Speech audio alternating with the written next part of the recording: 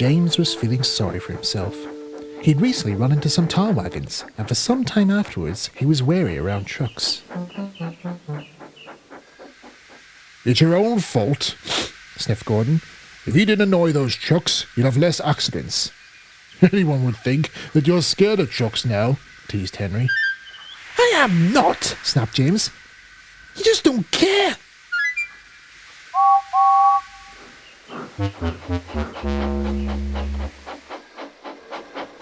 Edward felt sorry for James. "Take no notice. At least you'll be more careful in future." "Tell that to Henry and Gordon," fumed James. "I'm fed up with them teasing me. Well, from now on, I'm never pulling trucks again." "Are you sure about that?" "Positive. Let's see how they can manage without me."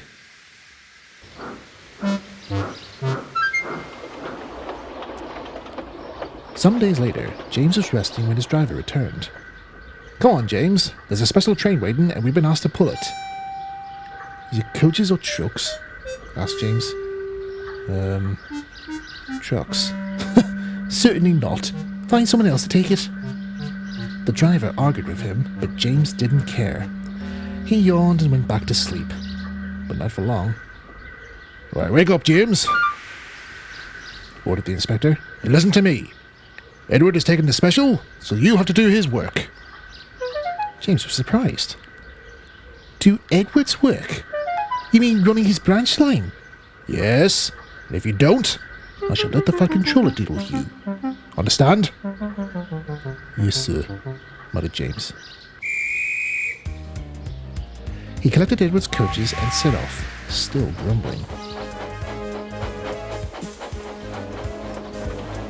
He fumed all the way to Edward's station.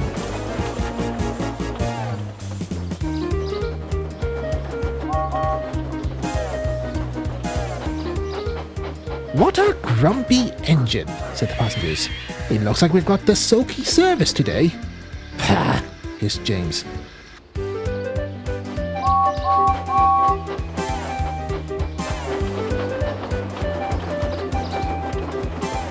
He carried on to the harbour at the end of the line.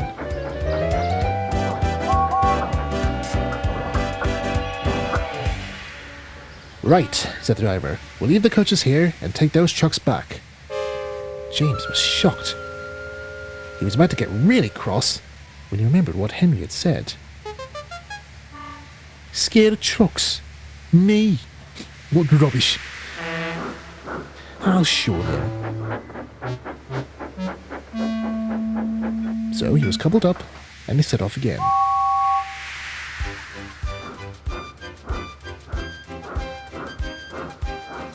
The trucks tried to make him late, but this time James refused to be beaten. "I'll show them. I'll show them," he panted, and he pulled the truck sternly along the line. He arrived back at Edward's station and spent the afternoon shunting. When Edward returned, he found James looking much happier. "Hello, James. Thank you for looking after my branch line. You've done a grand job." "I know," boasted James. Then he added, "I'm sorry I didn't take the special earlier." "That's all right," smiled Edward. "Actually, that train had been meant for Gordon, but he ran into a ditch to avoid pulling it. Didn't you know?" "No, I didn't," laughed James. "To think that Gordon and Henry said that I was afraid of trucks." "Is he still there?" "He is. The fat controller needs you to help pull him out. Will you be able to?" James chuckled. "I can and I will," he puffed proudly. On his way, he began thinking just what he would say to Gordon back at the shed.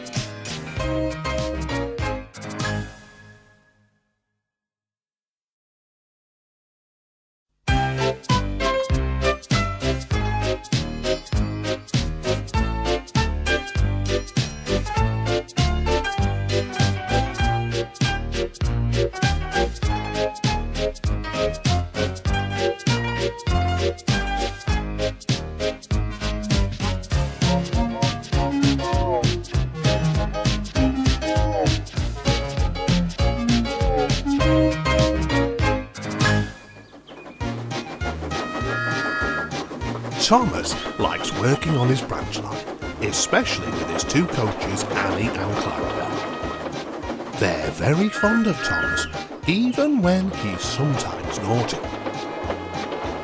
One day, Gordon the big engine had fallen into a ditch. Thomas wouldn't stop teasing him about it. This made Annie and Clarabel cross. "You mustn't be rude. You make us feel ashamed." "Pooh," scoffed Thomas. "It's only a bit of fun. You're just a pair of stick-in-the-muds, like Gordon." Annie and Clarabel were deeply shocked. "That does it," they fumed. "If you don't behave, then we shan't work with you anymore." Thomas stopped laughing. He didn't think that was funny at all. At the big station, Thomas left his coaches in a siding and went away without saying goodbye. "He can be dreadfully rude sometimes," sighed Annie. "I agree," said Clarabel. "Maybe that will teach him not to be so cheeky."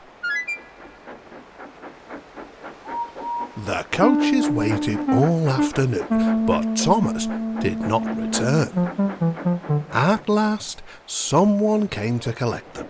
But it wasn't Thomas, it was Toby.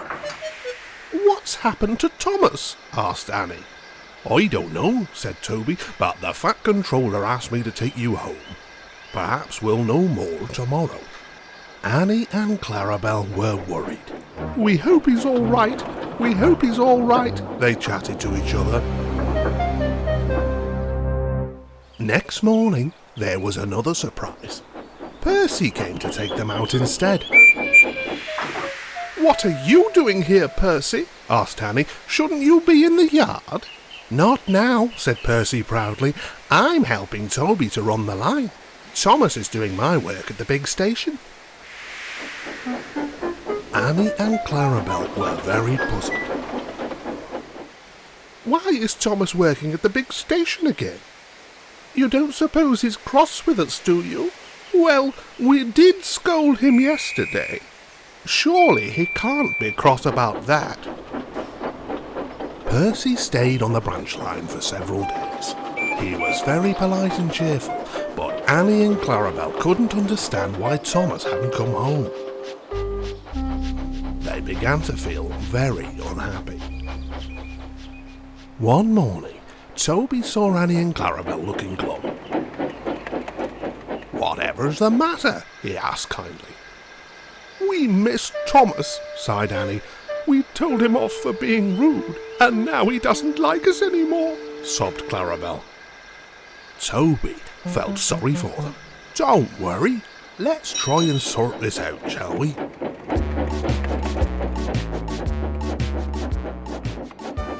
He took Annie and Clarabel to the big station. They found Thomas grumpily shunting. "Oh, Thomas," cried Annie, "please come home. We're sorry we made you cross."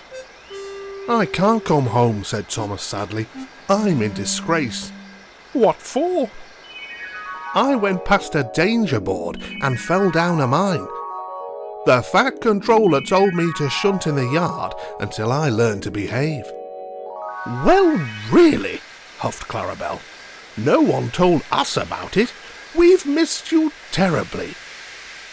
"I've missed you too," sighed Thomas. "I'm sorry I was cheeky. I hope the Fat Controller will forgive me soon." "I'm sure he will," said Toby. "But it's good to know that you're all still friends." Thomas, Annie and Clarabel smiled. They were very glad indeed.